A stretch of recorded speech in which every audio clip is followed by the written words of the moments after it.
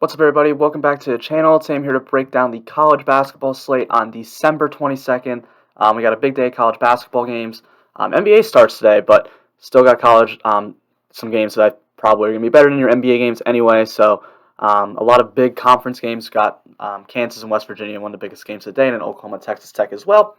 But before I do that, before I get into all the players, if you're new here, make sure to leave a like on this video and subscribe to this channel. Really helps me grow. Had a lot of growth. Make sure to leave a comment. Let me know who you think the best play on the day is, or ask me any questions. I will answer them in the comments below as well. If you want to get the spreadsheet and all my projections for every single day of the season, it's only $5 a month. I'll put the link in the description below. You're going to get this spreadsheet with projections every single week, or every single day. So be sure to check that out as well. But let's get into the players. I know that's what you guys really want to hear about. We're going to start with Armando Baycott for North Carolina. Really the only guy I'm interested in North Carolina. It's going to continue the trend of me just really not being interested in Carolina players this year. They're playing NC State today, and this is going to be pretty much a neutral pace game. I mean, two teams that play at very, very similar paces. The line on this game is 144.5, and the Carolina Tar Heels have a implied team total of 72.7. Armando Baycott, I think, is just a little bit too cheap. He's a 1.05 point per minute producer. I have him projected for 28 minutes today, and he's $6,500 on Draftkings, so I do think he grades out as a pretty solid play. Manny Bates and Jalen Withers on the other, or I'm sorry, just Manny Bates. Jalen Withers on Louisville. Manny Bates on NC State. There, he is going to be going up against North Carolina. We already talked about the pace there. NC State has an implied team total of 71.6. I mean, just a slight. They're slight underdogs in this game. It's going to be a close game.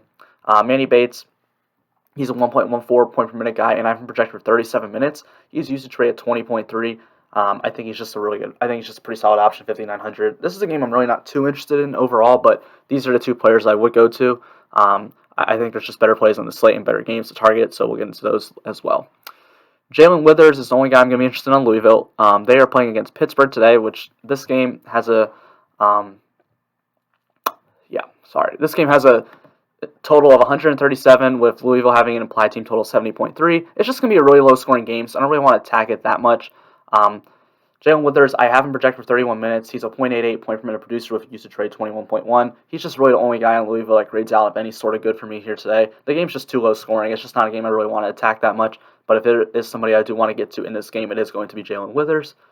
Xavier Pinson plays for Missouri, and they are going to be playing Bradley today. This game has an implied total of 133.5. It's another very low total, but Missouri does have an implied team total of 73.4. This is going to be a slight pace down spot, but nothing too much to worry about. But Xavier Pinson, I have him projected for 31 minutes. He's a 0.99 point per minute producer with a usage rate of 33.1 and an assist rate of 31.1. So he's just really productive. And those are the type of guys I do like to target. I don't think he's too expensive either at $6,700. I think he's very much worth the salary. Iowa playing Purdue, I'm really not interested in this game, or Iowa's side of this game that much. I mean, they're just in such a pace down spot here against Purdue, and Purdue's a pretty good defense. I just don't think this is a spot to really target the Iowa players. But I'm not really going to tell you not to play Luka Garza. He's $10,000. He has almost a 2 point per minute player. He has a usage rate of 36.1 and a rebound rate of 17.6. He's probably going to win Player of the Year. I'm never going to tell you not to play him, but I do think there are better point per dollar plays on today's slate. But Luka Garza is Luka Garza, and you just if you want to play him. He's probably not going to kill you. I'd be surprised if he sucks, but I do think there's definitely better spots for him to play and better spots to avoid, or better ways to avoid him today than other slates. Now we got Wisconsin going up against Nebraska. This is a team I'm very interested in. Is Wisconsin? They have a huge pace of spot against Nebraska today. Total on this game is only 141.5, but Wisconsin has an implied team total of 79, which is the second highest on the slate behind Iowa. So that is definitely a game environment I do like to target. The four guys I'm interested in are Demetric Trice, Tyler Wall, Micah Potter, and Brad Davison. Demetric Trice, I have him projected for 36 minutes. He's a 0.833 point per minute producer with usage rate 22.6 and an assist rate 24.5. Tyler Wall, I have him projected for 29 minutes, but he'll play anywhere between 23 and 29 minutes. He'll get in that range. And at 4,600, that's just a really good value, in my opinion. He's a 0.81 point per minute producer, a usage rate of 13.7. I think he's just a solid producer and really good point per dollar there. I do like going to him at 4,600. Micah Potter, 6,400. I've projected for 28 minutes.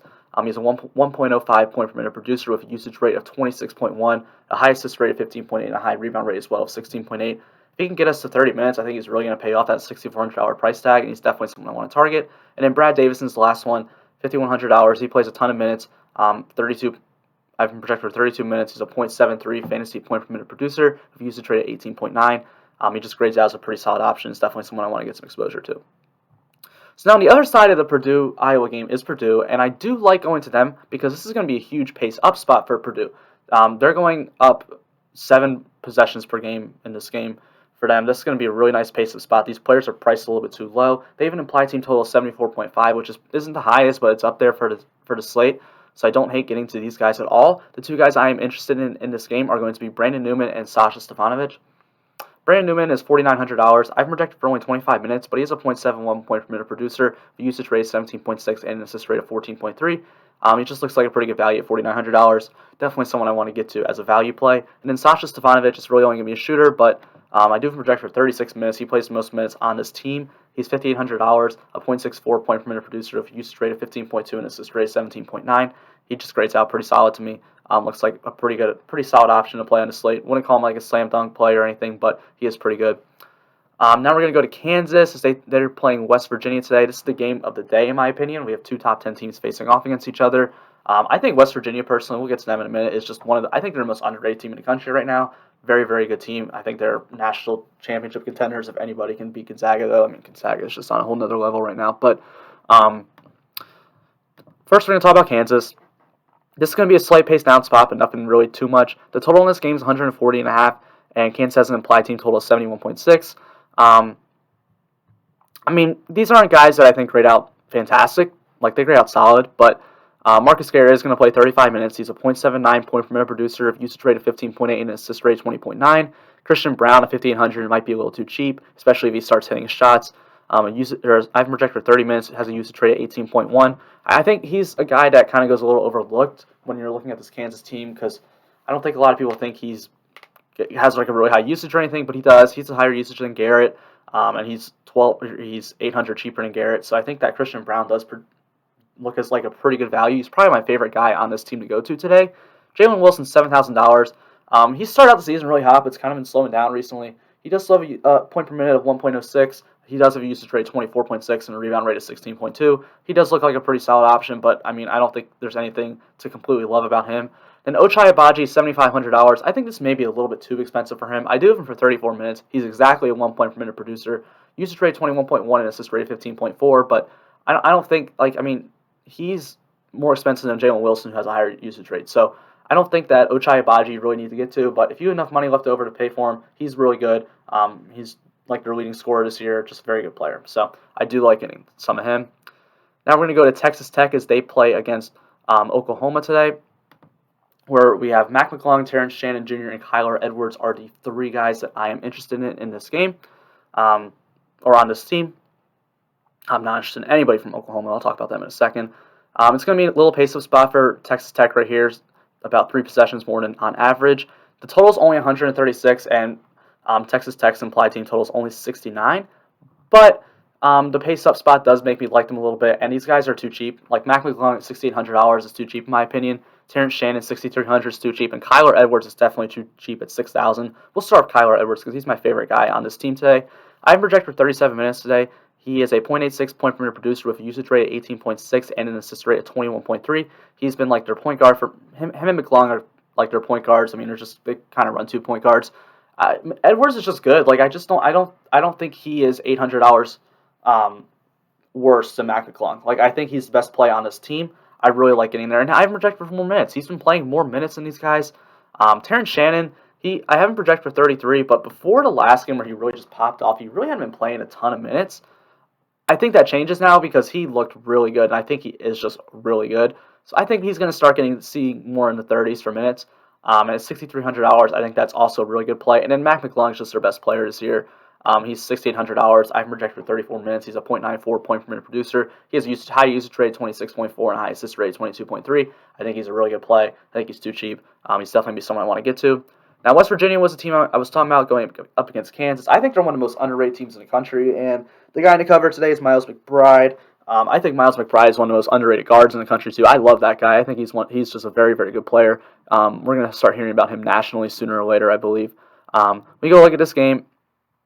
It has an implied game total of 140.5, with West Virginia has an implied team total of 69.3. This is going to be a slight pace-up spot for West Virginia as well. But and we go look at the players. Emmett Matthews looks like a pretty solid value to me.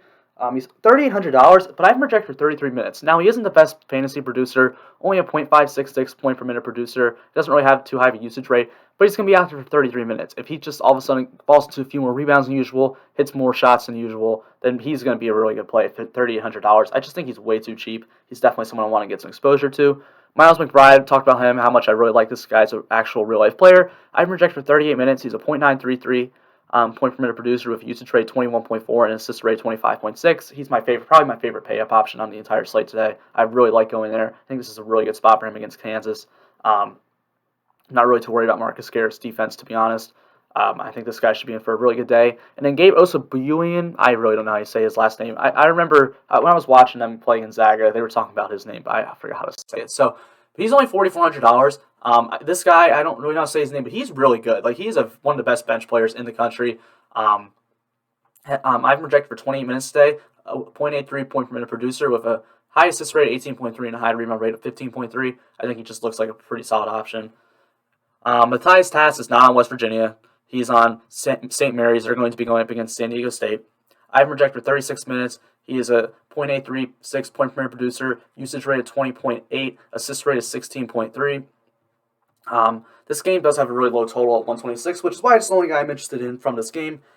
But I do think he just projects out as a pretty good value at $1,500.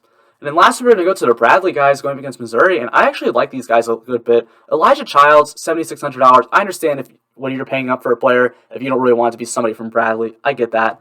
But he is a 1.09 point per minute producer, usage rate 24, a rebound rate of 12.4, 33 minutes. Grades out is a really good play. But then Jayshon Henry and Vil Talvanian, they look like really good value, especially Vil. I'm projected 32 minutes, 0.8 point per minute producer, usage rate of 18.4. Jayshon Henry, $4,500. I'm projected for 24 minutes, a point per minute of 1.10, and a usage rate of 23.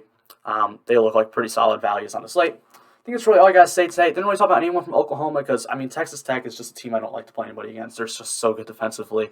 I already talked about how that St. Mary's San Diego State game, low total. I don't really want to get a ton of them. And then the games at the beginning just weren't really high-scoring games either, so I didn't really want to target them as well. That's really all I got to say. I hope you guys have a great day, and hope you guys make